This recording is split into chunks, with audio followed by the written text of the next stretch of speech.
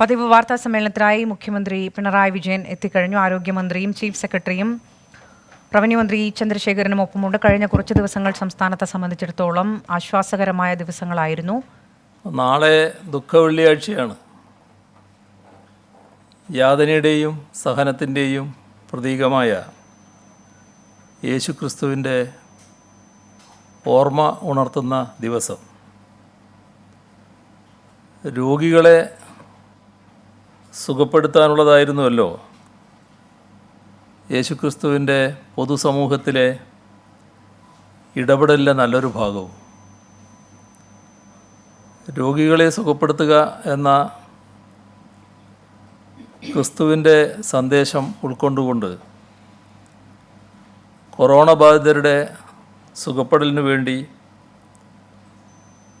പുനരർപ്പണം നടത്താനുള്ള സന്ദർഭമായി നമുക്കിതിനെ ഉപയോഗപ്പെടുത്താം. COVID-19 സമൂഹത്തിൽ വ്യാപിക്കുന്നതിനെ തടയാനുള്ള ജാഗ്രതപ്പെടുത്തലിൻ്റെ സന്ദർഭമായും ഉപയോഗിക്കാം. മനസ്സുകൊണ്ട് ചേർത്ത് നിർത്തുക എന്നത് യേശുക്രിസ്തു സ്വന്തം ജീവിതം കൊണ്ട് നൽകിയിട്ടുള്ള സന്ദേശമാണ്. ഇതും ഈ ഘട്ടത്തിൽ ഓർമ്മിക്കാവുന്നതാണ്. സംസ്ഥാനത്ത് കോവിഡ് ബാധ സ്ഥിരീകരിച്ച് 100 ദിവസം പിന്നിട്ടിരിക്കുന്നു. ഇന്നാദ്യമായി പങ്കുവെക്കാനുള്ള ഒരു വിവരം, COVID-19 ബാധിച്ച് അതീവ ഗുരുതരാവസ്ഥയിലായവർ ഉൾപ്പെടെ 8 വിദേശികളുടെ ജീവൻ രക്ഷിച്ച് അവരെ പൂർണ്ണ ആരോഗ്യത്തിലേക്ക് തിരിച്ചെത്തിക്കാൻ കഴിഞ്ഞു എന്നതാണ്. ഇറ്റലിയിൽ റോബർട്ടോ ടൊണോസോ, UK നിന്നുള്ള Lanson, Elizabeth Lance, Brian Neil, Janet Lai, Steven Hancock, Annie Wilson, Jan Jackson എന്നിവരാണ് രോഗമുക്തി നേടിയത്. ഇതിൽ 83, 76 വയസ്സൊക്കെ ഉള്ളവരും ചികിത്സിച്ച് ഭേദമാക്കിയവരിൽ ഉൾപ്പെടുന്നുണ്ട്. ഇതിലൊരാൾക്ക് തിരുവനന്തപുരം മെഡിക്കൽ കോളേജിലും 7 പേർക്ക് എറണാകുളം മെഡിക്കൽ കോളേജിലുമാണ് ചികിത്സ നൽകിയത്. മാർച്ച് 13 വർക്കലയിലാണ് സംസ്ഥാനത്ത് ഒരു വിദേശിക്ക് ആദ്യമായി രോഗം സ്ഥിരീകരിച്ചത്. അദ്ദേഹത്തെ തിരുവനന്തപുരത്താണ് ചികിത്സിച്ചത്. മൂന്നാറിൽ നിരീക്ഷണത്തിൽ കഴിയവേ അനുവാദമില്ലാതെ മാർച്ച് 15 വിമാനത്തിൽ കയറി നാട്ടിൽ പോകാൻ ശ്രമിച്ചപ്പോഴാണ് ബ്രയാൻ നെയിലിനെയും സംഘാംഗങ്ങളെയും തടഞ്ഞുവെച്ച് പരിശോധനക്കും ചികിത്സക്കും അയച്ചത്. നെയിൽ ഗുരുതരാവസ്ഥയിലായിരുന്നു. പ്രത്യേക ചികിത്സ നൽകിയാണ് രക്ഷപ്പെടുത്തിയത്. ചികിത്സ കഴിഞ്ഞ് പുറത്തിറങ്ങിയ എല്ലാവരും അവരുടെ നാട്ടിലെത്തിയതിനു ശേഷവും നമ്മുടെ നാടിനെയും ആരോഗ്യ സംവിധാനത്തെയും അഭിനന്ദിക്കുകയാണ്. സംസ്ഥാനത്ത് ഇന്ന് 12 പേർക്ക് കോവിഡ് രോഗബാധ സ്ഥിരീകരിച്ചിട്ടുണ്ട്. ഇന്ന് സ്ഥിരീകരിച്ചവരിൽ കണ്ണൂർ 4, കാസർഗോഡ് 4, കൊല്ലം, തിരുവനന്തപുരം 1 വീതം, മലപ്പുറം 2. ഇതിലുള്ള ഒരു പ്രത്യേകത, ഇതിൽ 11 പേർക്കും സമ്പർക്കം മൂലമാണ് രോഗബാധയുണ്ടായത്. ഒരാളാണ് വിദേശത്ത് നിന്ന് വന്നത്. 13 പേരുടെ റിസൾട്ട് ഇന്ന് നെഗറ്റീവായിട്ടുണ്ട്. എറണാകുളം 6, കണ്ണൂർ 3, ഇടുക്കി മലപ്പുറം 2 വീതം. ഇതാണ് നെഗറ്റീവായ അവസ്ഥ. ഇതുവരെ 357 പേർക്കാണ് സംസ്ഥാനത്ത് രോഗം സ്ഥിരീകരിച്ചത്. 258 പേരാണ് ഇപ്പോൾ ചികിത്സയിലുള്ളത്. 1,36,195 പേരാണ് ഇപ്പോൾ സംസ്ഥാനത്ത് നിരീക്ഷണത്തിലുള്ളത്. അതിൽ വീടുകളിൽ 1,35,472 പേർ, ആശുപത്രികളിൽ 723 പേർ. ഇന്ന് 153 പേരെ ആശുപത്രിയിൽ പ്രവേശിപ്പിച്ചിട്ടുണ്ട്. ഇതുവരെ 12,710 സാമ്പിളുകളാണ് പരിശോധനയ്ക്ക് അയച്ചത്. 11,469 എണ്ണം രോഗബാധയില്ല എന്ന് ഉറപ്പാക്കിയിട്ടുണ്ട്. നമ്മുടെ സംസ്ഥാനത്ത് ചികിത്സയിലുള്ളവരിൽ 60 വയസ്സിന് മുകളിലുള്ളവർ 7.5%, 20-ന് താഴെയുള്ളവർ 6.9%. പരിശോധനാ സംവിധാനങ്ങൾ വർദ്ധിപ്പിക്കുന്നുണ്ട്. 4 ദിവസം കൊണ്ട് പുതിയ 4 ലാബ് പ്രവർത്തന സജ്ജമാകും. 14 ജില്ലക്ക് 14 ലാബ് എന്നാണ് ഉദ്ദേശിക്കുന്നത്. സ്വകാര്യ ലാബുകളിൽ ടെസ്റ്റ് അനുവദിച്ചുകൊണ്ടുള്ള ഉത്തരവ് ഇറക്കുകയും ചെയ്യും. കാസർഗോഡ് അതിർത്തിയിലൂടെ രോഗികൾക്ക് പോകാൻ കഴിയാത്ത പ്രശ്നം കുറേ നാളുകളായി നമ്മുടെ ചർച്ചയിലുണ്ട്. ഇന്നും ചികിത്സ കിട്ടാതെ ഒരാൾ കൂടി മരിച്ചു. അത്തരം അനുഭവം ആവർത്തിക്കാതിരിക്കാൻ രോഗികളെ സംസ്ഥാനത്തെ പ്രധാന ആശുപത്രികളിലേക്ക് എത്തിക്കാൻ ശ്രമിക്കും. ഇക്കാര്യത്തിൽ ആവശ്യമാണെങ്കിൽ ആകാശമാർഗവും ഉപയോഗിക്കും. പ്രവാസികളുടെ വിഷയം ഇന്നലെ വിശദമായി സംസാരിച്ചതാണ്. യുഎയിലുള്ള 2.8 ദശലക്ഷം ഇന്ത്യൻ പ്രവാസികളിൽ 1 ദശലക്ഷത്തിലധികം പേർ കേരളീയരാണ്. കോവിഡ് വ്യാപനത്തെ തുടർന്നുള്ള സ്ഥിതി അവിടെ ഗുരുതരമാണ് എന്ന വാർത്തകൾ വരുന്നു. ഇക്കാര്യം പ്രധാനമന്ത്രിയുടെ ശ്രദ്ധയിൽപ്പെടുത്തിയിട്ടുണ്ട്. പ്രവാസി മലയാളികളുടെ പ്രശ്നങ്ങൾ സംബന്ധിച്ച് നോർക്ക വിവിധ എംബസികൾക്ക് കത്തയച്ചിരുന്നു.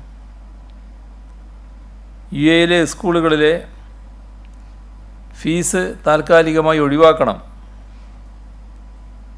എന്ന കാര്യത്തിലും പാസ്പോർട്ട് പുതുക്കുന്നതുമായി ബന്ധപ്പെട്ട വിഷയത്തിലും ഇടപെട്ടിട്ടുണ്ട് എന്ന് ഇന്ത്യൻ അംബാസഡർ പവൻ കപൂർ യുഎയിൽ നിന്ന് അറിയിച്ചിട്ടുണ്ട്. പ്രവാസി മലയാളികളുടെ പ്രശ്നങ്ങൾ പരിഹരിക്കാൻ ഇടപെടുന്നുണ്ട് എന്ന് കുവൈറ്റിലെ ഇന്ത്യൻ അംബാസഡർ കെ ജീവസാഗറും അറിയിച്ചിട്ടുണ്ട്. പ്രധാനമന്ത്രിക്ക് അയച്ച മറ്റൊരു കത്തിൽ കോവിഡ് ബാധയെ തുടർന്ന് സംസ്ഥാനത്തുണ്ടായ സാമ്പത്തിക പ്രതിസന്ധിയെക്കുറിച്ച് പ്രത്യേകം അറിയിക്കുകയുണ്ടായി. എല്ലാ സംസ്ഥാനങ്ങളും പ്രയാസം നേരിടുകയാണ്. വരുമാനം നിലച്ചു. പൊതുജനാരോഗ്യ പരിപാലനത്തിന് വേണ്ടി വരുന്ന ചെലവ് വലിയ തോതിൽ വർദ്ധിച്ചു. ഈ സന്നിഗ്ധ ഘട്ടത്തിൽ ഓപ്പൺ മാർക്കറ്റിൽ നിന്ന് വായ്പയെടുത്ത് മാത്രമേ മുന്നോട്ട് പോകാനാവൂ. സംസ്ഥാന സർക്കാരുകൾക്ക് സ്പെഷ്യൽ പാൻഡമിക് റിലീഫ് ബോണ്ട് ഇറക്കാനുള്ള അനുവാദം നൽകുക. സംസ്ഥാനത്തിൻ്റെ വായ്പാ പരിധി 5% ഉയർത്തുക. പകർച്ചവ്യാധി പ്രതിരോധത്തിനും പുനർനിർമ്മാണത്തിനും പുറത്തു നിന്നുള്ള ഏജൻസികളിലൂടെ വാങ്ങുന്ന വായ്പയെ സംസ്ഥാനത്തിൻ്റെ വായ്പാ പരിധിയിൽ നിന്ന് ഒഴിവാക്കുക. ഇങ്ങനെയുള്ള ആവശ്യങ്ങൾ ഉന്നയിച്ചിട്ടുണ്ട്. നാട്ടിൽ മാസ്ക് ഉപയോഗിക്കുന്നത് വ്യാപകമാവുന്നുണ്ട്. അത് നല്ല കാര്യമാണ്. ഇതിൽ ഏതൊക്കെ മാസ്ക് എവിടെയൊക്കെ ഉപയോഗിക്കണം എന്നതിൽ കൃത്യത വേണ്ടതായിട്ടുണ്ട്. N95 മാസ്ക് രോഗിക്കും രോഗിയെ പരിചരിക്കുന്നവർക്കുമാണ് വേണ്ടത്. പൊതുജനങ്ങൾ സാധാരണ തുണി കൊണ്ടുള്ള മാസ്ക് ഉപയോഗിച്ചാൽ മതി. അതുതന്നെ കഴുകി വീണ്ടും പുനരുപയോഗിക്കുകയുമാവാം. വീണ്ടും ഉപയോഗിക്കുന്നതിന് തടസ്സമില്ല. നല്ലവണ്ണം കഴുകി ശുദ്ധീകരിക്കണമെന്ന് മാത്രമേ ഉള്ളൂ. രക്തദാനത്തിന് തയ്യാറാകണമെന്ന അഭ്യർത്ഥന ഇന്നലെ പുറപ്പെടുവിച്ചപ്പോൾ സമൂഹം നല്ല നിലയിൽ അത് സ്വീകരിച്ചിട്ടുണ്ട്. 1023 പേർക്ക് ഇന്ന് രക്തം നൽകാൻ കഴിഞ്ഞിട്ടുണ്ട്. 4596 fire and rescue civil defence ഉദ്യോഗസ്ഥരുടെ ലിസ്റ്റ് രക്തദാനത്തിന് സന്നദ്ധതയുള്ളതായി അറിയിച്ചിട്ടുണ്ട്. ലോക്ക്ഡൗണിൻ്റെ പശ്ചാത്തലത്തിൽ RCCയിൽ ചികിത്സക്കെത്താൻ ബുദ്ധിമുട്ടുന്ന രോഗികൾ വിവിധ ജില്ലകളിലുണ്ട്. ഇതിന് പരിഹാരമായി ആരോഗ്യവകുപ്പും RCCയും സംയുക്തമായി രോഗികളുടെ പ്രദേശങ്ങളിൽ തന്നെ ചികിത്സ ലഭ്യമാക്കുന്ന സംവിധാനം ഒരുക്കും. തുടർ പരിശോധന, മരുന്നുകൾ, സാന്ത്വന ചികിത്സ തുടങ്ങിയവ പ്രാദേശികമായി ആശുപത്രികളിൽ ലഭ്യമാക്കും. ഇത്തരം ആശുപത്രികളുടെ ഒരു പട്ടിക ഉടനെ പ്രസിദ്ധീകരിക്കും. സംസ്ഥാനത്തിന് പുറത്തു നിന്നുള്ള ചരക്ക് നീക്കത്തിൽ പുരോഗതി ഉണ്ടായിട്ടുണ്ട്. 2457 ട്രക്കുകൾ ഇന്നലെ വന്നു. വിപണിയിൽ പൊതുവെ സാധനങ്ങൾ ലഭ്യമാണ്. സംസ്ഥാനത്തെ വളം, വിത്ത്, കീടനാശിനി എന്നിവ വിൽക്കുന്ന കടകൾ രാവിലെ 7 മുതൽ 11 മണി വരെ പ്രവർത്തിക്കാൻ അനുവാദം നൽകും. സ്വകാര്യ ആശുപത്രികൾക്ക് വൈദ്യുതി ചാർജ്, വെള്ളക്കരം ഇവയെല്ലാം അടയ്ക്കേണ്ട തീയതിയിൽ മാറ്റം വരുത്തും. എല്ലാവരും വീടുകളിലായതുകൊണ്ട് വിദ്യാർത്ഥികൾക്കടക്കം പുസ്തകങ്ങൾ ലഭ്യമാകേണ്ട ആവശ്യമുണ്ട്. അത് പരിഗണിച്ച് ബുക്ക് ഷാപ്പുകൾ ആഴ്ചയിൽ 1-2 ദിവസം തുറക്കുന്നത് പരിഗണിക്കും. ശ്രദ്ധിക്കേണ്ട കാര്യം, രോഗവ്യാപനം വർദ്ധിക്കുന്നില്ല എന്നതുകൊണ്ട് നമ്മൾ സുരക്ഷിതരായി എന്ന തോന്നൽ ചിലർക്കൊക്കെ ഉണ്ടായിട്ടുണ്ട്. ഇത് ലോക്ക്ഡൗൺ നിബന്ധനകൾ ലംഘിക്കുന്നതിന് ഇടവരുത്തരുത്. പ്രത്യേകിച്ച് ഈസ്റ്ററും വിഷുവൊക്കെ വരികയാണ്. അതിൻ്റെ ഭാഗമായി വ്യാപാര സ്ഥാപനങ്ങളിലും മറ്റും എത്തുന്നവർ കർശനമായും ശാരീരിക അകലം പാലിച്ചിരിക്കണം. വ്യാപാരികളും സന്നദ്ധസേനയും പോലീസും ജനങ്ങളും ഇക്കാര്യത്തിൽ ജാഗ്രതയോടെ ഇടപെടേണ്ടതായിട്ടുണ്ട്. നാം ഒരു അശ്രദ്ധ കാണിച്ചാൽ എന്തും സംഭവിക്കാവുന്ന അവസ്ഥ ഇപ്പോഴും നിലനിൽക്കുന്നുണ്ട് എന്നത് നാം തിരിച്ചറിയണം. നാളികേര സംഭരണം നടക്കുന്നില്ല എന്ന പരാതി ഉയർന്നു വന്നിരുന്നു. അതിനെക്കുറിച്ച് പരിശോധിച്ചിട്ടുണ്ട്. സഹായകരമായ നിലപാടുകൾ സ്വീകരിക്കുക തന്നെ ചെയ്യും. 1,00,000 കിലോ പഴകിയ മത്സ്യമാണ് ഈ ഒരാഴ്ചക്കിടെ പിടികൂടിയത്. ഇത്തരം പരിശോധന ശക്തമാക്കിയതോടെ കടൽ മാർഗത്തിൽ ഇത്തരം മീൻ കേരളത്തിലേക്ക് എത്തിക്കാനുള്ള നടപടികൾ ചിലയിടത്ത് സ്വീകരിക്കുന്നുണ്ട്. അതും തടയുന്നതിനുള്ള പരിശോധന ശക്തിപ്പെടുത്തും.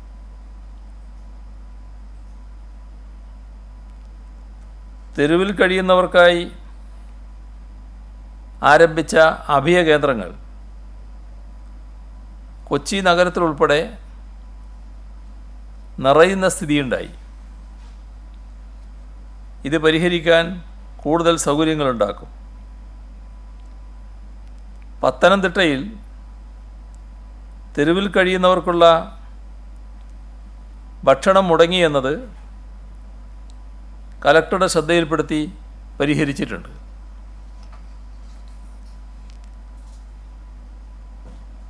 മീൻ വീടുകളിലെത്തിച്ച് വിൽക്കുന്ന സ്ത്രീകൾ ഹാർബറുകളിൽ നേരിടുന്ന ചില പ്രശ്നങ്ങൾ ഉയർന്നു വരികയുണ്ടായി. അവർ നല്ല മീൻ നോക്കി വാങ്ങുന്നതിന് പാസ് എടുക്കാൻ ചെല്ലുമ്പോൾ പാസ് ഇല്ലെന്ന് പറഞ്ഞ് ഇവരെ ഒഴിവാക്കുന്നു എന്നാണ് പരാതി. അതവരുടെ ജീവസന്ധാരണ മാർഗം തടയലായി പോകും. അത് ശരിയല്ല. അപ്പോൾ അവർക്ക് തടസ്സമില്ലാതിരിക്കാനുള്ള ഇടപെടലുകൾ ഉണ്ടായിട്ടുണ്ട്. ആറളം കൃഷിഫാമിലെ തൊഴിലാളികൾ ദുരിതത്തിലാണെന്നും ആദിവാസികൾ ഉൾപ്പെടെയുള്ള 400-ലധികം തൊഴിലാളികൾക്ക് ശമ്പളം കുടിശ്ശികയായിട്ടുണ്ട് എന്നുള്ളതും ഒരു പരാതി സർക്കാരിന് ലഭിച്ചിരുന്നു. അതിൽ പരിശോധിച്ച് ആവശ്യമായ പരിഹാര നടപടികൾ സ്വീകരിക്കും. ചില ബാങ്കുകൾ ജപ്തി നടപടികളുമായി മുന്നോട്ട് പോകുന്നു എന്നത് ദൗർഭാഗ്യകരമായ കാര്യമാണ്. SLBCയുമായി ഇക്കാര്യം സംസാരിക്കും. ഈ ഘട്ടത്തിൽ എല്ലാ ജപ്തി നടപടികളും ഒഴിവാക്കേണ്ടതാണ്.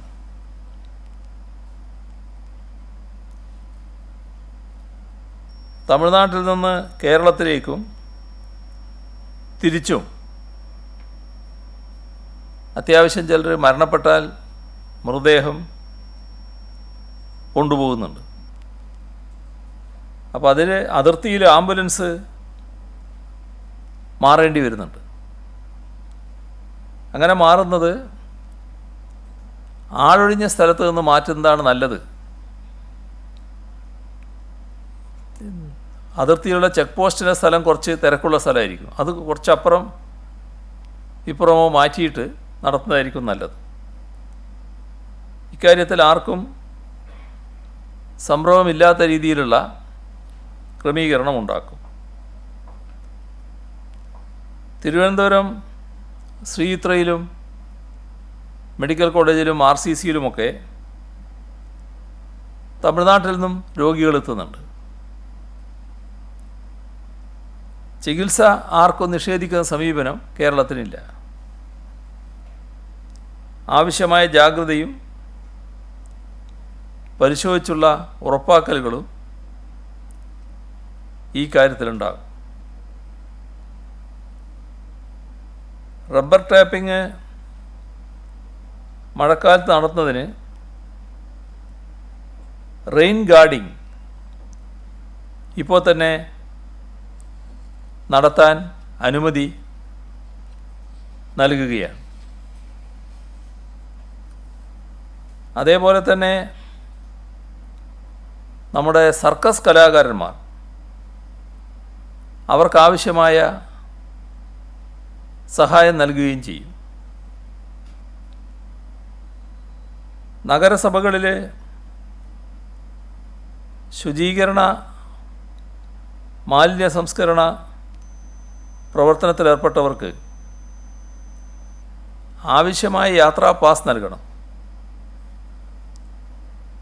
അവരെ തടയുന്ന അനുഭവം ഉണ്ടാകരുത്.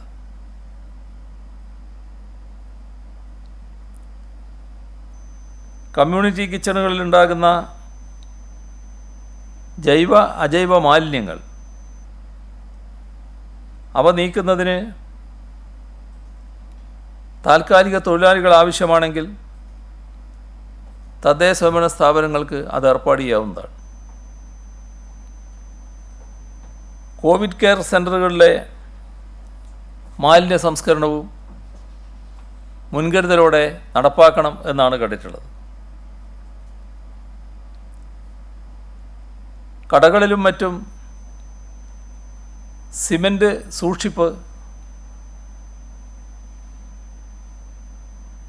ഇപ്പോൾ ഒരു പ്രശ്നമായി വന്നിരിക്കുകയാണ്. കാരണം അതവിടെ കിടന്ന് കട്ട പിടിച്ചു പോകാനിടയുണ്ട്. അപ്പം അതെങ്ങനെ പരിഹരിക്കാനാവും എന്താലോചിച്ച് പരിഹാര മാർഗം കാണും. ലോക്ക്ഡൗൺ പശ്ചാത്തലത്തിൽ പ്രഖ്യാപിച്ച സൗജന്യ ഭക്ഷ്യ കിറ്റ് വിതരണം ആരംഭിച്ചു. AY വിഭാഗത്തിൽപ്പെട്ട ആദിവാസി മേഖലകളിലാണ് തുടങ്ങിയത്. 47,000 കിറ്റുകൾ ഇന്ന് വിതരണം ചെയ്തിട്ടുണ്ട്. കേരള തയ്യൽ തൊഴിലാളി ക്ഷേമനിധി ബോർഡ്, കേരള ആഭരണ തൊഴിലാളി ക്ഷേമനിധി ബോർഡ്, കേരള കർഷക തൊഴിലാളി ക്ഷേമനിധി ബോർഡ്, കേരള സ്റ്റേറ്റ് ഈറ്റ കാട്ടുവള്ളി തഴ തൊഴിലാളി ക്ഷേമനിധി ബോർഡ്, കേരള അസംഘടിത തൊഴിലാളി ക്ഷേമനിധി ബോർഡ്, ഇങ്ങനെയുള്ള വിവിധ ക്ഷേമനിധി ബോർഡുകളിൽ നിന്ന് 1000 രൂപ വീതം തൊഴിലാളികൾക്ക് നൽകും. വടക്കൻ കേരളത്തിൽ BD മേഖലയിൽ ഔട്ട് വർക്ക് സമ്പ്രദായമുണ്ട്. ഒരു കേന്ദ്രത്തിൽ നിന്ന് ഇലയും പുകയിലയും വാങ്ങി വീടുകളിൽ കൊണ്ടുപോയി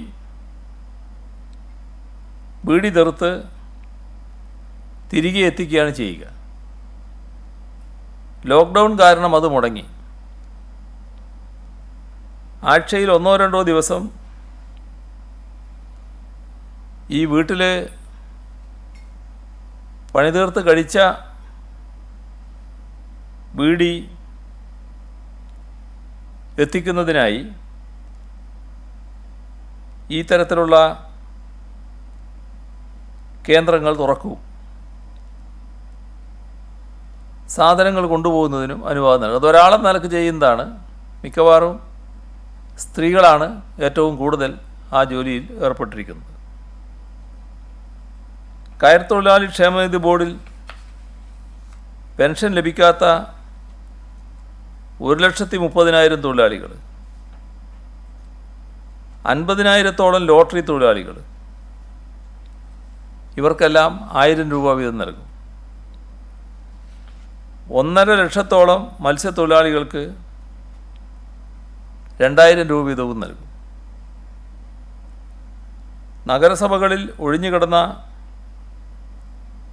321 ജൂനിയർ ഹെൽത്ത് ഇൻസ്പെക്ടർ ഗ്രേഡ് 2 തസ്തികകളിലേക്കുള്ള നിയമന ഉത്തരവ് നൽകിക്കഴിഞ്ഞു.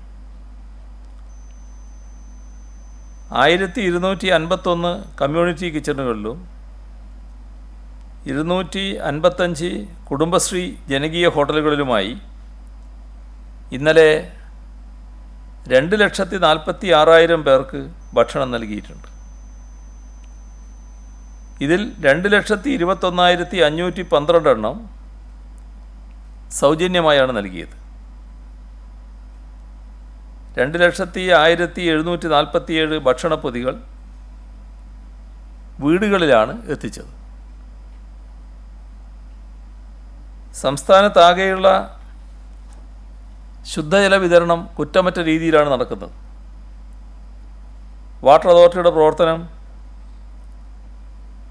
ഏറെക്കുറെ പരാതികളൊന്നുമില്ലാതെ മുന്നോട്ട് പോവുകയാണ്. അങ്ങനെയുള്ള ഇടപെടലിന് അഭിനന്ദനം അറിയിക്കുന്നതോടൊപ്പം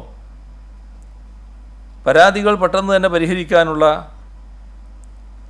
ഊർജിത ഇടപെടൽ അവരിൽ നിന്നുണ്ടാകണമെന്ന് അഭ്യർത്ഥിക്കുകയും ചെയ്യുന്നു. ലോക്ക്ഡൗൺ കാലത്ത് ഇൻ്റർനെറ്റ് ഉപഭോഗം കൂടുതലാണ്. അതിനനുസൃതമായ ക്രമീകരണം ഉണ്ടാക്കാൻ സേവനദാതാക്കളോട് അഭ്യർത്ഥിച്ചിരുന്നു. അവരെല്ലാം ക്രിയാത്മകമായാണ് പ്രതികരിച്ചത്.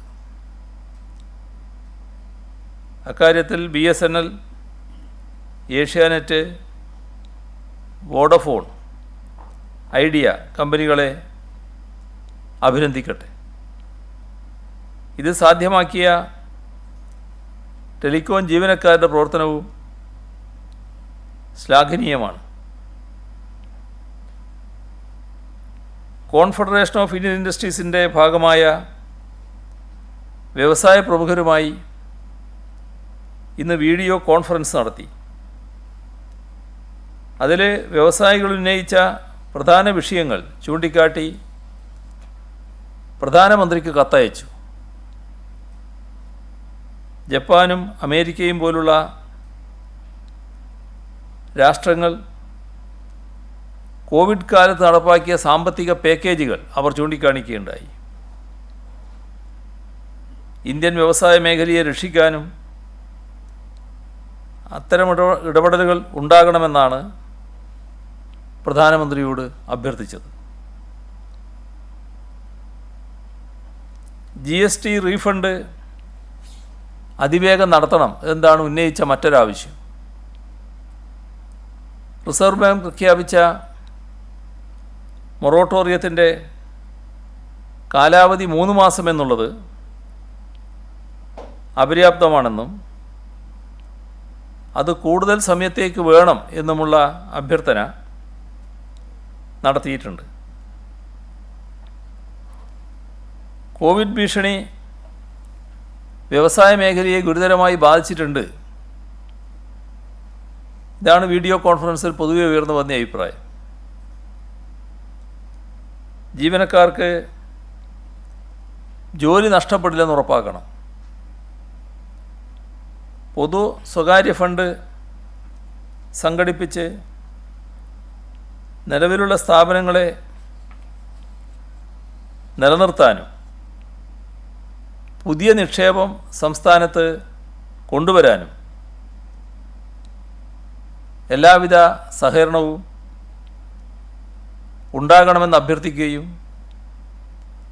അതിനാവശ്യമായ നടപടികൾ സർക്കാർ സ്വീകരിക്കുമെന്ന് അറിയിക്കുകയും ചെയ്തു. തേങ്ങ, റബ്ബർ പോലുള്ള കാർഷികോൽപ്പന്നങ്ങളുടെ മൂല്യവർധന നടപടികളിലൂടെ പുതിയ തൊഴിലവസരം സൃഷ്ടിക്കാൻ നമുക്കാവണം. ഇങ്ങനെ നല്ല രീതിയിൽ തൊഴിൽ സൃഷ്ടിക്കുമെങ്കിൽ നോൺ പൊല്യൂട്ടിംഗ് ബിസിനസ്സിന് 14 ദിവസം കൊണ്ട് അംഗീകാരം നൽകുന്ന നടപടിയിലേക്ക് നാം കടക്കും. സാനിറ്റൈസർ, മാസ്ക് ഇവയുടെ നിർമ്മാണത്തിൽ അത്യാവശ്യം പുരോഗതി നമുക്ക് നേടാനായിട്ടുണ്ട്. എന്നാൽ ഇവയെല്ലാം വികേന്ദ്രീകൃതമായി ഇവിടെ ഉൽപ്പാദിപ്പിക്കാൻ ചെറുകിട വ്യവസായങ്ങൾക്ക് മുന്നോട്ട് വരാനാകും. ഇതിൻ്റെ ഭാഗമായി കോൺഫെഡറേഷൻ ഓഫ് ഇന്ത്യൻ ഇൻഡസ്ട്രീസിനോട് നാം നടത്തിയ അഭ്യർത്ഥന 3-4 ടാസ്ക് ഫോഴ്സുകൾ രൂപീകരിച്ച് ആവശ്യമായ സഹായം ഇക്കാര്യത്തിൽ നൽകണമെന്നുള്ളതാണ്. കോവിഡ് കാരണം ഒരു സ്ഥാപനവും അടഞ്ഞു പോകില്ല എന്ന് ഉറപ്പാക്കുന്ന ഇടപെടൽ സർക്കാർ നടത്തുമെന്ന് അവരോട് പറയുകയുണ്ടായി. സംസ്ഥാനത്തിൻ്റെ പ്രവർത്തനങ്ങളിൽ അവർ സംതൃപ്തിയാണ് രേഖപ്പെടുത്തിയത്. മുൻ മന്ത്രിയും കേരള കോൺഗ്രസ് നേതാവുമായ ശ്രീ കെ എം മാണിയുടെ 1ാം ചരമവാർഷികത്തിന് സംസ്ഥാനത്ത് 500-ലധികം കമ്മ്യൂണിറ്റി കിച്ചണുകളിലേക്ക് സഹായം നൽകിയതായി മകനും എം പിയുമായ ശ്രീ ജോസ് കെ മാണി അറിയിച്ചിട്ടുണ്ട്. നിരാലംബരായ കിടപ്പ് രോഗികൾക്കുള്ള സഹായ വിതരണം, ഭക്ഷണ വിതരണം ഇവയും നടത്തിയിട്ടുണ്ട്. മുഖ്യമന്ത്രിയുടെ ദുരിതാശ്വാസ നിധിയിലേക്കുള്ള സഹായം നല്ല രീതിയിൽ തന്നെ ലഭിക്കുകയാണ്. കൊല്ലത്ത് നിന്ന് KMMC 2 കോടി രൂപ, ബെഫി സംസ്ഥാന കമ്മിറ്റി 1,05,00,000 രൂപ, EMS സഹകരണ ആശുപത്രി പെരിന്തൽമണ്ണ 1 കോടി രൂപ, Nadakkal service cooperative bank 50 lakh രൂപ, Chithara service cooperative bank 53 lakh, Kozhikode Memunda higher secondary school അധ്യാപകരും ജീവനക്കാരും മാനേജ്മെൻറ്റും എല്ലാം കൂടി ചേർന്നിട്ട് 1.53 ലക്ഷം,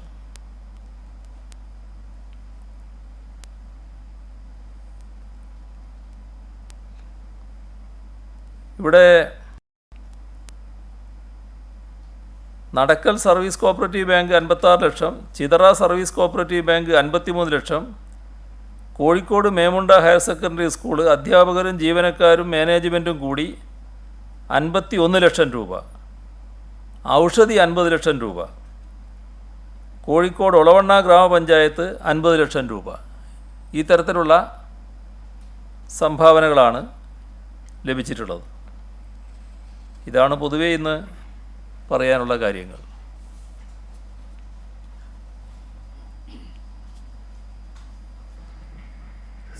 മറ്റന്നാളാണല്ലോ പ്രധാനമന്ത്രിയായിട്ടുള്ള നമ്മുടെ വീഡിയോ കോൺഫറൻസ്. അതിൽ ചില സംസ്ഥാനങ്ങളിൽ ലോക്ക്ഡൌൺ നീട്ടണമെന്ന ആവശ്യം ഇതിനോടകം തന്നെ മുന്നോട്ട് വെച്ചിട്ടുണ്ട്. നമ്മൾ ആ യോഗത്തിൽ എന്ത് നിലപാട് സ്വീകരിക്കണമെന്ന് സംബന്ധിച്ചൊരു ധാരണയിലേക്ക് എത്തിയിട്ടുണ്ടോ? ഇപ്പോഴെത്തിയിട്ടില്ല. അത് അക്കാര്യങ്ങൾ ചർച്ച ചെയ്ത് ഒരു നിലപാടിലേക്ക് എത്തും.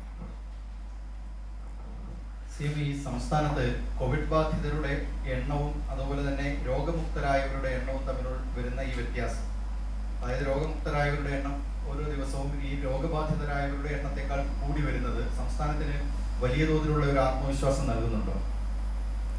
അതാണ് ഞാൻ പറഞ്ഞത്. അങ്ങനെയൊരു ഈ ആത്മവിശ്വാസം എപ്പോഴും നല്ലതാണ്. പക്ഷേ നമ്മുടെ ജാഗ്രത ഒരു തരത്തിലും ഉപേക്ഷിക്കാൻ പറ്റില്ല. കാരണം ഇപ്പോഴും രോഗവ്യാപനത്തിൻ്റെ സാധ്യത ഇല്ലാതായിട്ടില്ല. അപ്പോൾ എപ്പോഴും മോശമായ കാര്യങ്ങൾ നമ്മൾ പ്രതീക്ഷിക്കുകയും അതിൻ്റെ ഭാഗമായുള്ള കരുതലുകൾ എടുത്തു പോവുകയും വേണം. അതാണിപ്പോൾ സർക്കാർ ചെയ്തുകൊണ്ടിരിക്കുന്നത്. അപ്പോൾ അതിൻ്റെ ഭാഗമായി കർക്കശമായ രീതിയിൽ തന്നെ നമുക്ക് ഇതിനെതിരെയുള്ള ജാഗ്രത തുടരേണ്ടതായിട്ടുണ്ട്. ഗൾഫ് രാജ്യങ്ങളിൽ മലയാളികൾ ഒരുപാട് പേര് ഈ ലേബർ ക്യാമ്പുകളിലാണ് കഴിയുന്നത്. അപ്പോൾ അവരിൽ രോഗലക്ഷണങ്ങൾ ഉണ്ടാകുന്ന സമയത്ത് ഇപ്പോൾ ദുബായിലൊക്കെ ആണെങ്കിൽ അവിടെ സന്നദ്ധ സംഘടനകളും എല്ലാം ഇവരെ ഈ ക്യാമ്പുകളിലേക്ക്, പ്രത്യേക പ്രത്യേക ഐസൊലേഷൻ ക്യാമ്പുകളിലേക്ക് മാറ്റാനുള്ള സൗകര്യമുണ്ട്. പക്ഷേ സൗദി പോലുള്ള രാജ്യങ്ങളിൽ ഇപ്പോഴും അതിന് അനുമതി ലഭിക്കുന്നില്ല. അപ്പോൾ ഈ മലയാളികളായിട്ടുള്ള രോഗലക്ഷണങ്ങൾ ഉള്ളവർക്ക് ഈ ക്യാമ്പിൽ തന്നെ കഴിയേണ്ടി വരുന്നത് മറ്റുള്ളവരിലേക്കും ഈ രോഗം പകരാനുള്ള ഒരു സാഹചര്യം ഉണ്ടാകും. അപ്പോൾ സർക്കാർ തലത്തിൽ എന്തെങ്കിലും ഈ സൗദിയുമായും മറ്റ് രാജ്യങ്ങളുമായും ബന്ധപ്പെട്ട് ഇവരെ ഐസൊലേഷനിലേക്ക് മാറ്റാനുള്ള ഒരു സൗകര്യം സന്നദ്ധ സംഘടനകൾക്ക് ഒരുക്കി കൊടുക്കുന്നുണ്ട്. എല്ലാ രാജ്യങ്ങളും ഒരു രാജ്യവാസികളോ വിദേശത്ത് നിന്ന് വന്നവരോ എന്നൊന്നുമുള്ള വ്യത്യാസമില്ലാതെ തന്നെ ഈ രോഗത്തിനെതിരെയുള്ള നടപടികളാണ് സ്വീകരിച്ചുകൊണ്ടിരിക്കുന്നത്. ഓരോരുത്തരും അവർക്കാകാവുന്ന രീതിയിലുള്ള മെച്ചപ്പെട്ട ചികിത്സയും നൽകാൻ ശ്രമിക്കുകയാണ്. പക്ഷേ ഇതിലെല്ലാം ഏറ്റക്കുറച്ചിലുകളുണ്ട് എന്നുള്ളത് നാം കാണേണ്ടതായിട്ടുണ്ട്. അപ്പോൾ അവരുടെ അവസ്ഥ വെച്ചുകൊണ്ടുള്ള ഇടപെടലുകൾ അവരുടെ ഭാഗത്തുനിന്നുണ്ട് എന്ന് തന്നെയാണ് മനസ്സിലാക്കുന്നത്. അതിലുള്ള കുറവുകൾ പരിഹരിക്കുന്നതിന് നാം ഇടപെട്ട് പരിഹരിക്കാനാവില്ല. അതിനാണ് ഇന്ത്യ ഗവൺമെൻറ്റിൻ്റെ ശ്രദ്ധയിൽ നമ്മൾ പെടുത്തിയിട്ടുള്ളത്.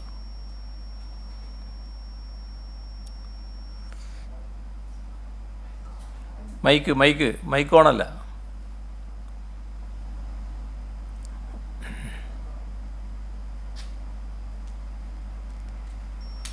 റബ്ബർ ടാപ്പിംഗ് തൊഴിലാളികൾ ഇപ്പോൾ വലിയ തോതിൽ പ്രതിസന്ധി അഭിമുഖീകരിക്കുന്നുണ്ട്. റെയിൻ ഗാർഡിന് ഇപ്പോൾ അനുമതി നൽകിയിട്ടുമുണ്ട്. ടാപ്പിങ്ങിന് എന്തെങ്കിലും വിധത്തിലുള്ള ഇളവുകളിലേക്ക് കടക്കുമോ? അത് തോട്ടങ്ങളുടെ കാര്യത്തിൽ പൊതുവിൽ നേരത്തെ ഒരു നിലപാടെടുത്തിട്ടുണ്ട്. അതുമായി ബന്ധപ്പെട്ട് ഒരു ഭാഗം തൊഴിലാളികളെ വെച്ച് പ്രവർത്തിപ്പിക്കുക എന്നുള്ള നിലപാട് ചില തോട്ടങ്ങളുടെ കാര്യത്തിൽ സ്വീകരിച്ചിട്ടുണ്ട്. അത് എങ്ങനെയാണെന്നുള്ളത് ക്രമീകരിക്കാൻ പറ്റുന്നതേ ഉണ്ടാവും. ഈ പ്രമേഹ രോഗികൾക്ക് ഇൻസുലിൻ ലഭിക്കുന്നില്ല, പലയിടത്തും ക്ഷാമം ഉണ്ടെന്ന് പറയുന്നു. ഇപ്പോൾ ടൈപ്പ് 1 രോഗികൾക്ക് വേണ്ടി സർക്കാർ മിഠായി എന്ന് പറയുന്നൊരു പദ്ധതി നടപ്പാക്കുന്നുണ്ട് നല്ല രീതിയിൽ. അവർക്ക് ഇൻസുലിൻ കിട്ടുന്നുണ്ട് കുട്ടികൾക്ക്. പക്ഷെ പ്രായമായവർക്ക്, അവരാണെങ്കിൽ ഹൈ റിസ്ക് കാറ്റഗറിയിൽപ്പെട്ടവരാണ് നമ്മുടെ ഇപ്പോഴത്തെ ഈ കോവിഡിന്റെ കാലത്ത്. അവർക്ക് പലയിടത്തും ഇൻസുലിൻ കിട്ടുന്നില്ല. പിന്നെ ഭീമമായ ചെലവ് വരുന്നു. ഇപ്പോൾ ആഴ്ചയിൽ 5 എണ്ണമൊക്കെ കാട്രിഡ്ജുകൾ വാങ്ങേണ്ടി വരുന്നു. അതിന് വലിയ ചെലവാണ്. വരുമാനമില്ലാത്ത കാലത്ത് സർക്കാർ എന്തെങ്കിലും നടപടി എടുക്കുമോ എന്നൊക്കെ ഉള്ള ചോദ്യങ്ങൾ ഉയരുന്നുണ്ട്. എന്തെങ്കിലും ഇതിൽ സർക്കാർ ഫലപ്രദമായി തന്നെ ഇടപെടുകയാണ്. മരുന്ന് ലഭ്യമാവുക എന്താണ് ഏറ്റവും പ്രധാനം. അതിൽ ചിലയിടത്ത് ചില പ്രശ്നങ്ങൾ ഉണ്ടായി എന്ന് കണ്ടപ്പോൾ തന്നെ മരുന്ന് ലഭ്യമാക്കുന്നതിനുള്ള നടപടികൾ നല്ല രീതിയിൽ സ്വീകരിക്കുന്നുണ്ട്. എല്ലാ സ്ഥലങ്ങളിലും മരുന്ന് ലഭ്യമാകും. ഏതെങ്കിലും ചില പ്രത്യേക മരുന്നുകൾക്ക് ക്ഷാമം വരുന്നുവെങ്കിൽ അത് പ്രത്യേകമായി എവിടുന്നെങ്കിലും കൊണ്ടുവരേണ്ടതാണെങ്കിൽ അതിനുള്ള സൗകര്യമടക്കം സർക്കാർ ഉണ്ടാക്കും. അഗതി മന്ദിരങ്ങൾ, അനാഥാലയങ്ങൾ, ഇവിടെയൊക്കെ ചിലയിടങ്ങളിൽ ഭക്ഷണവും മരുന്ന് കിട്ടുന്ന പരാതികളുണ്ട്. അത് പരിഹരിക്കാൻ സർക്കാർ നടപടിയുണ്ടാവും. എല്ലാ അഗതി മന്ദിരങ്ങളുടെ കാര്യത്തിലും റേഷൻ സാധനങ്ങൾ കൊടുക്കാൻ വേണ്ടി തീരുമാനമായിട്ടുണ്ട്. ഏതെങ്കിലും സ്ഥലത്ത് കിട്ടിയില്ല എന്നുണ്ടെങ്കിൽ സിവിൽ സപ്ലൈസ് ഡിപ്പാർട്ട്മെൻറ്റിനെ ബന്ധപ്പെട്ടാൽ ആവശ്യമായ നടപടികൾ സ്വീകരിക്കുന്നതാണ്. ഇന്നിപ്പോൾ പ്രതിപക്ഷ നേതാവ് ഈ ചെലവ് ചുരുക്കലിൻ്റെ ഭാഗമായിട്ട് ഈ അനാവശ്യ കമ്മീഷനൊക്കെ പിരിച്ചുവിടണം, പ്രത്യേകിച്ച് ഈ ഭരണപരിഷ്കാര കമ്മീഷൻ അതൊക്കെ ഒഴിവാക്കണമെന്ന് ആവശ്യപ്പെട്ടിട്ടുണ്ട്. അത്ര എന്തെങ്കിലും ചെലവ് ചുരുക്കൽ പരിപാടിയായിട്ട് സർക്കാർ മുന്നോട്ട് പോകുന്നുണ്ടോ? ചെലവ് ചുരുക്കൽ നടപടികൾ സ്വാഭാവികമായിട്ടും വേണ്ടി വരും. പക്ഷേ പ്രതിപക്ഷ നേതാവ് കാണുന്ന രീതിയിലുള്ള ചെലവ് ചുരുക്കലായിരിക്കില്ല എന്ന് മാത്രം. സാധാരണഗതിയിൽ ചെലവ് ചുരുക്കേണ്ട കാര്യങ്ങൾ ചെലവ് ചുരുക്കുക തന്നെ ചെയ്യും. അതോടൊപ്പം തന്നെ ഈ ഇപ്പം നമ്മൾ സർക്കാർ ഒപ്പിട്ടുള്ള ഈ ഹെലികോപ്റ്റർ വാടകയ്ക്കെടുക്കുന്ന ആ പദ്ധതി ഒഴിവാക്കണമെന്ന് അദ്ദേഹം ആവശ്യപ്പെട്ടിരിക്കുന്നു. ഞാൻ നേരത്തെ പറഞ്ഞല്ലോ അത് വാങ്ങുന്നതാണ്.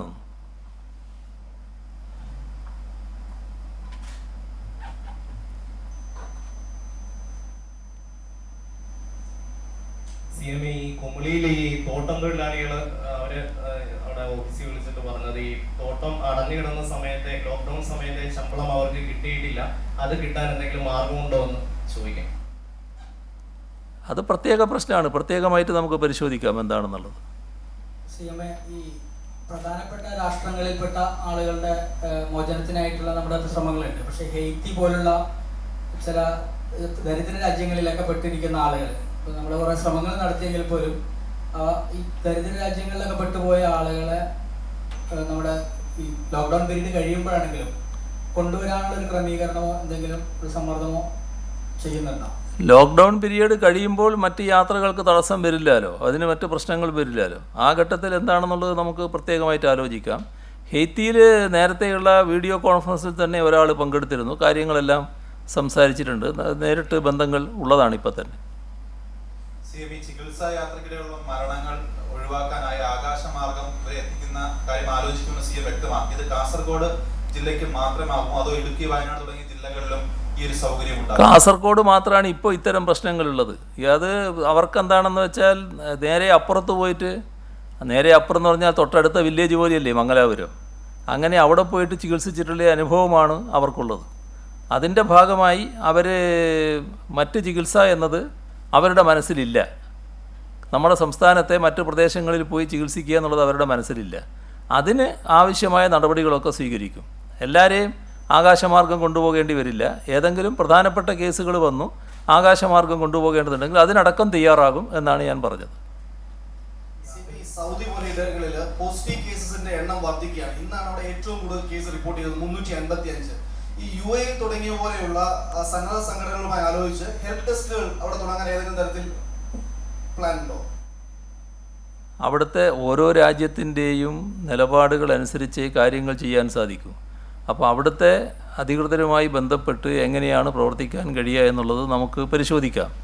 അവിടങ്ങളിലെല്ലാം നല്ലതുപോലെ പ്രവർത്തിക്കുന്ന സാമൂഹ്യരംഗത്ത് ഇടപെടുന്ന നമ്മുടെ സഹോദരങ്ങളുണ്ട്. അത് നല്ല രീതിയിൽ ഇടപെടുന്നവരുമാണ് അവർ. അത്തരം ഇടപെടലുകൾ അവിടെയും ഉണ്ടാകും. CM സ്വകാര്യ ആശുപത്രികൾക്ക് വൈദ്യുതി ചാർജ്, കുടിവെള്ളം അതിന് ഇളവ് കൊടുക്കുന്നു, ഇളവല്ല അവധി കൊടുക്കുന്നു, എക്സ്റ്റെൻഡ് ചെയ്യുന്നു അങ്ങ് പറഞ്ഞു. മാധ്യമ സ്ഥാപനങ്ങളും അതെ, പ്രിന്റിംഗ് അടക്കം വലിയ ഭീമമായ വൈദ്യുതി ചാർജ് ഉണ്ട്. അപ്പൊ അതിനും ഒരു 3 മാസത്തേക്കൊക്കെ അങ്ങനെ അവധി തരുമോ? അതുകൂടാതെ ഈ PRD ലോട്ടറി വകുപ്പിൽ നിന്നുള്ള പരസ്യത്തിന്റെ പണം അനുവദിക്കുന്നതിന് വലിയ പ്രതിസന്ധിയാണ്, പരസ്യമൊന്നും ഇല്ലാത്തത് കൊണ്ട്. അപ്പോൾ അക്കാര്യത്തിൽ എന്തെങ്കിലും നടപടി സ്വീകരിക്കുമോ? ഇതിന്റെ കൂടെ ചേർത്തൊരു ചോദ്യം, ഈ സാധാരണ ഈ മാർച്ച് മാസമാണ് പത്രങ്ങളുടെ പൈസയുടെ കുടിശ്ശിക കിട്ടുന്നത്, വർഷങ്ങൾക്ക് ഇവിടെ കുടിശ്ശിക കിട്ടുന്നത്. അപ്പൊ അത് അനുവദിക്കാൻ എന്തെങ്കിലും ഒരു എല്ലാ മേഖലയിലും സഹായം നൽകുന്നുണ്ട്. ഈ ചെറുകിട പത്രങ്ങളെല്ലാം പ്രതിസന്ധിയിലാണ്. അതുകൊണ്ടാണ് ഈ ചോദ്യം. നിങ്ങളുടെ കൂട്ടത്തിൽ പത്ര ഉടമകളും ഉണ്ടെന്ന് മനസ്സിലായി. അത് നല്ല കാര്യമാണ്. അത് നമ്മൾ നേരത്തെ ഞാനത് വ്യക്തമാക്കിയിട്ടുണ്ട്. ഈ പറയുന്ന കുടിശ്ശികയായിട്ടുള്ള കാര്യങ്ങൾ ഇപ്പോൾ കൊടുത്തു തീർക്കും, കൊടുക്കാനുള്ള നടപടികൾ സ്വീകരിക്കുമെന്നുള്ളത് അത് ആരംഭിക്കും. അതിനെപ്പറ്റി ആശങ്ക വേണ്ടതില്ല.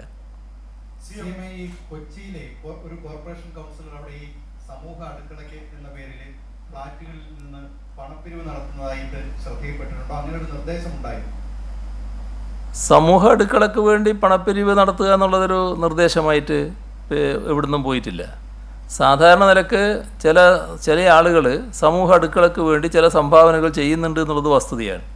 അതിനെ സമൂഹ അടുക്കളക്ക് വേണ്ടി കൊടുക്കുന്ന കാര്യത്തിൽ നിരുത്സാഹപ്പെടുത്തിയിട്ടില്ല. ആരും പ്രത്യേകമായി സമൂഹ അടുക്കള നടത്തരുത് എന്ന് മാത്രമേ ഇതിനു മുൻപ് നിർദ്ദേശിച്ചിട്ടുള്ളൂ. സമൂഹ അടുക്കള എവിടെയുണ്ട്, അതിനാവശ്യമായ ചില കാര്യങ്ങൾ സഹായമായിട്ട് ചെയ്യുന്നു. അവർ സമൂഹ അടുക്കള തദ്ദേശ സ്വയംഭരണ സ്ഥാപനത്തിൻ്റെ നേതൃത്വത്തിൽ നടക്കുന്നു. അത് നടക്കട്ടെ എന്നാണ് ഉള്ള നിലപാട്.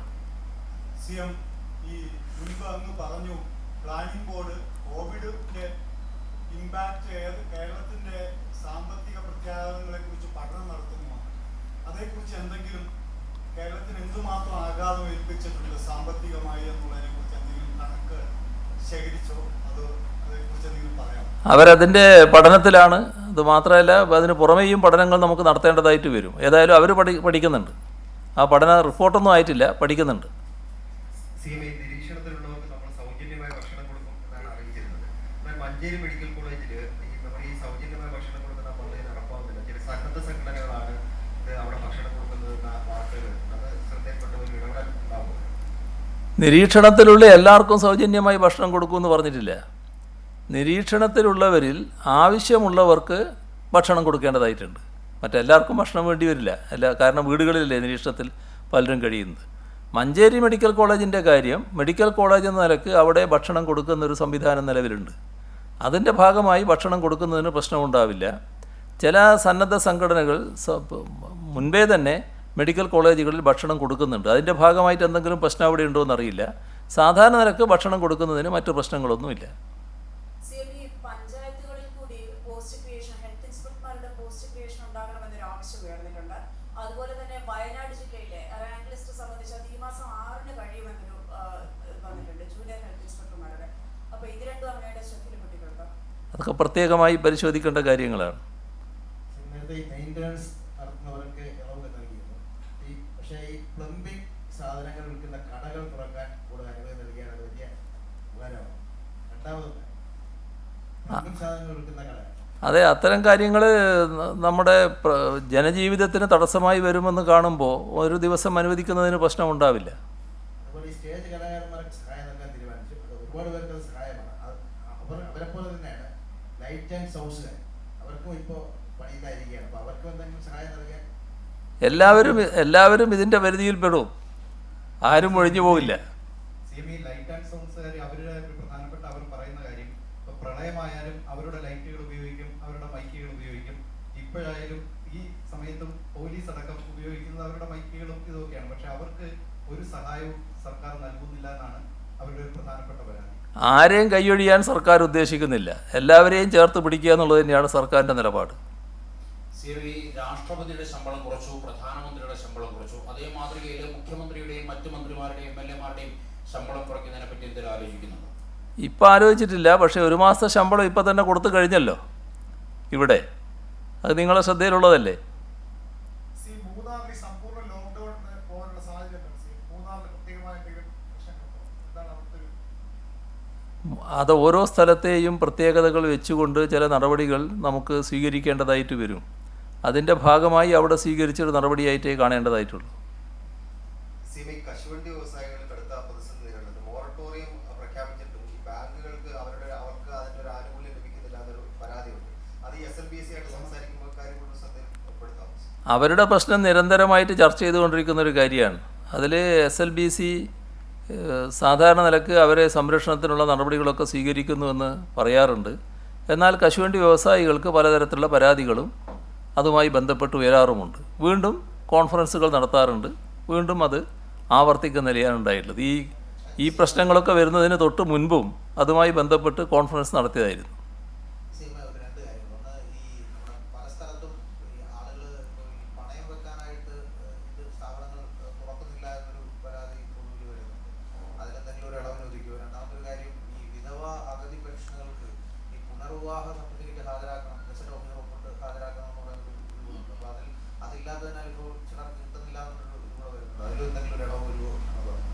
പുനർവിവാഹ സർട്ടിഫിക്കറ്റ് ഇല്ലാത്തതിൻ്റെ ഭാഗമായിട്ട് പെൻഷൻ നഷ്ടപ്പെടില്ല എന്ന് നേരത്തെ തന്നെ വ്യക്തമാക്കിയിട്ടുണ്ട്. മറ്റേ സ്ഥാപനങ്ങൾ തുറക്കുന്നത് ഇപ്പോൾ തീരുമാനിച്ചിട്ടില്ല. ഇന്നിപ്പോൾ ഈ 12 കേസിൽ 11 സമ്പർക്കം മൂലം ഉണ്ടായ കേസെന്നാണ് പറഞ്ഞത്. ഇപ്പോൾ നമുക്കൊരു ആശങ്ക ഉള്ളതാണോ? നേരത്തെയൊക്കെ സമ്പർക്കം കുറവായിരുന്നു, ഇന്നിപ്പോൾ കൂടുതൽ സമ്പർക്കത്തിലാണ്. അതെ, അതാണ് പറഞ്ഞത്. നമ്മൾ ഇതിൻ്റെ ഗൗരവം കുറച്ച് കാണാൻ പാടില്ല. അതിലൊരു കുറേ പേര് ഒരു കുടുംബത്തിൽപ്പെട്ടവർ തന്നെയാണ് ഈ പറഞ്ഞ സമ്പർക്കം. അപ്പോൾ അതിൻ്റെതായ ഗൗരവം നമ്മൾ ഒരു തരത്തിലും കുറച്ച് കാണാൻ പാടില്ല. നല്ല രീതിയിൽ സുരക്ഷാ ക്രമീകരണങ്ങൾ പാലിച്ചു പോവുക എന്നത് ഏറ്റവും പ്രധാനമാണ്. നമ്മൾ നേരത്തെ ഈ പ്രസിന്റെ കാര്യം പറഞ്ഞു, അതുപോലെ തന്നെ ഈ സ്വകാര്യ പ്രസ്സുകളുണ്ട് ഒരുപാട്, ഈ നോട്ടീസൊക്കെ അടിച്ച് ജീവിച്ചുകൊണ്ടിരുന്നത്. അപ്പോൾ ഒരു വലിയ നമ്പർ ജീവനക്കാരുള്ളതാണ്. അവർ ഒരു പരാതി സിവിൽ ശ്രദ്ധപ്പെടുത്തണമെന്ന് പറഞ്ഞതാണ്. അവർക്ക് ഒരു സഹായവും ഇവിടുന്ന് ഇതുവരെ കിട്ടിയിട്ടില്ല. നമ്മൾ കാണേണ്ടത് എല്ലാ തൊഴിലാളികൾക്കും അവരുടേതായ ക്ഷേമനിധികളുണ്ട്. ആ ക്ഷേമനിധികൾ മുഖേന സഹായം ലഭിക്കുന്നുണ്ട്. ഇനി ആരെങ്കിലും ഈ ക്ഷേമനിധിയിൽ പെടാത്ത ആളുണ്ടെങ്കിൽ അവർക്കും വേറൊരു മാർഗത്തിലൂടെ സഹായം ലഭ്യമാക്കുന്ന കാര്യം പറഞ്ഞിട്ടുമുണ്ട്. അപ്പോൾ ആരും ഇതിൽ നിന്ന് ഒഴിഞ്ഞു പോകുന്ന പ്രശ്നമില്ല.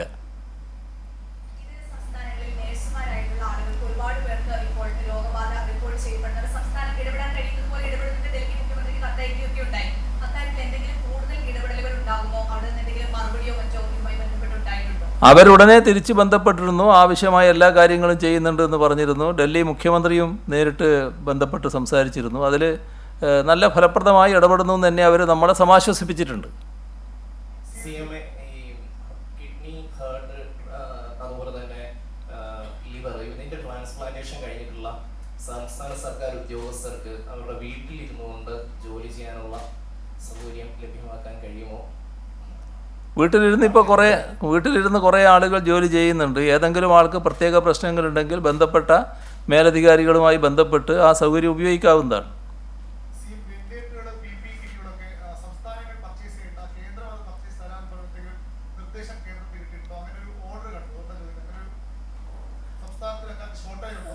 അങ്ങനെ കാണാൻ കഴിയില്ല. അത് കേന്ദ്രമായിരുന്നു നേരത്തെ അവയെല്ലാം ലഭ്യമാക്കുന്ന ഒരു നിലപാടിലേക്ക് ഉണ്ടായിരുന്നത്. പക്ഷേ അതിൽ നിന്ന് സംസ്ഥാനങ്ങൾ കൂടി ഇതിൽ ശ്രദ്ധിക്കണമെന്ന് പറയുന്നൊരു നിലയാണ് വന്നിട്ടുള്ളത്. അതിന് സംസ്ഥാനവും കൂടി ആ കാര്യം ശ്രദ്ധിച്ചുകൊണ്ടിരിക്കുകയാണ്. എല്ലാ വഴിക്കും ഈ സാധനങ്ങൾ കിട്ടുന്നതിന് നമുക്ക് സ്വാഗതം മാത്രമേ ഉള്ളൂ. അത് കേന്ദ്രം വഴിയായാലും നമ്മൾ വഴിയായാലും സാധനങ്ങൾ ലഭ്യമാവുക എന്നുള്ളതാണ് ഏറ്റവും പ്രധാനം. എല്ലാവരും അതിനുവേണ്ടി ശ്രമിക്കുകയാണ്. CM ഈ തബ്ലീഗ് സമ്മേളനത്തിൽ പങ്കെടുത്ത് സംസ്ഥാനത്ത് നിന്ന് പങ്കെടുത്ത മുഴുവൻ ആൾക്കാരെയും ഐഡന്റിഫൈ ചെയ്യാൻ പറ്റിയിട്ടുണ്ടോ? ഏറെക്കുറെ മുഴുവൻ ആളുകളെയും ഐഡൻറ്റിഫൈ ചെയ്തിട്ടുണ്ടെന്ന് തന്നെയാണ് കാണേണ്ടത്. നേരത്തെ ഞാൻ പറഞ്ഞല്ലോ അതിന് ഉത്തരം. ജന്മാശുപത്രികൾ കോവിഡ് ആശുപത്രിയാക്കി മാറ്റിയുള്ള സ്പെഷ്യാലിറ്റി ചികിത്സ കൊടുക്കുന്നതെന്ന് KGMയുടെ ഒരു പ്രസ്താവന ഉണ്ടായിരുന്നു. ഈ കാസർഗോഡ് ഈ സ്പെഷ്യാലിറ്റി ചികിത്സ മുടങ്ങാതിരിക്കാൻ CHSകളിൽ പകര സംവിധാനം ഒരുക്കണമെന്ന ആവശ്യം കൂടി അവർ മുന്നോട്ട് വെച്ചിട്ടുണ്ട്. നമ്മൾ അതിനെക്കുറിച്ചൊക്കെ ആലോചിക്കണം. സ്പെഷ്യാലിറ്റി ചികിത്സയുടെ കാര്യത്തിൽ ഒരാശുപത്രി കോവിഡ് ചികിത്സയാക്കുമ്പോൾ ആ ആശുപത്രിയിൽ നൽകി വന്നിരുന്ന ചികിത്സകൾ എന്തൊക്കെയാണോ അതിനുള്ള പ്രത്യേക ക്രമീകരണം വേറെ ആശുപത്രികൾ കണ്ടിട്ടുണ്ട്. അതിന് ആരോഗ്യവകുപ്പ് ക്രമീകരണം ഏർപ്പെടുത്തിയിട്ടുണ്ട്. അതിനൊരു പ്രശ്നവും ഇപ്പോൾ കേരളത്തിലില്ല. ആരും ചികിത്സക്ക് വേണ്ടിയുള്ള കാര്യങ്ങൾ മാറ്റിവെക്കേണ്ടതായിട്ടില്ല. ഇപ്പം തന്നെ ആവശ്യമായ ചികിത്സ നടത്താനുള്ള എല്ലാ സൗകര്യങ്ങളുമുണ്ട്. ഈ സഹകരണ സംഘങ്ങളിലെ കണക്ഷൻ ഏജന്റുമാർക്ക് നിലവിൽ സഹായം ഏർപ്പെടുത്തി. അതേപോലെ തന്നെ ഈ KSFയിലെ കണക്ഷൻ ഏജന്റുമാർക്ക് സഹായം എന്തെങ്കിലും ലഭ്യമാക്കുന്നത് പ്രത്യേകം പരിശോധിക്കേണ്ടതാണ്. എന്താണ് നടന്നതെന്ന് ഇപ്പം എനിക്കറിയില്ല. PF അക്കൗണ്ടുകളിൽ നിന്ന് വായ്പ എടുക്കാനുള്ള സൗകര്യം ഇളവ് നൽകിയിട്ടുണ്ട് കേന്ദ്രം, PF ഓഫീസൊക്കെ. പക്ഷേ അവിടെ പലയിടത്തും ജീവനക്കാരൻ ഓൺലൈനിൽ അപേക്ഷിക്കേണ്ടത്, പക്ഷേ ജീവനക്കാരില്ലാത്തതുകൊണ്ട് PF ലോൺ എടുക്കാൻ പറ്റുന്നത്. അതൊന്നും കേന്ദ്രത്തിൽ ശ്രദ്ധയിൽപ്പെടുത്താൻ അത്തരം കാര്യങ്ങൾ ശ്രദ്ധയിൽപ്പെടുത്താം നമുക്ക്. സൗജന്യ ഭക്ഷ്യധാന്യങ്ങളുടെ വിതരണം ആരംഭിച്ചിരിക്കുകയാണല്ലോ. പക്ഷെ സാധാരണ റേഷൻ സംവിധാനത്തിൽ ഉണ്ടായിരുന്ന പോർട്ടബിലിറ്റി സംവിധാനം ഇതിൽ ലഭ്യമല്ല എന്നാണ് പറയുന്നത്. അപ്പോൾ ലോക്ക്ഡൌൺ കാരണം എല്ലാവർക്കും അവരവരുടെ റേഷൻ കടകളിലെത്തി തന്നെ സാധനം വാങ്ങാനാകാത്തൊരു സാഹചര്യമുണ്ട്.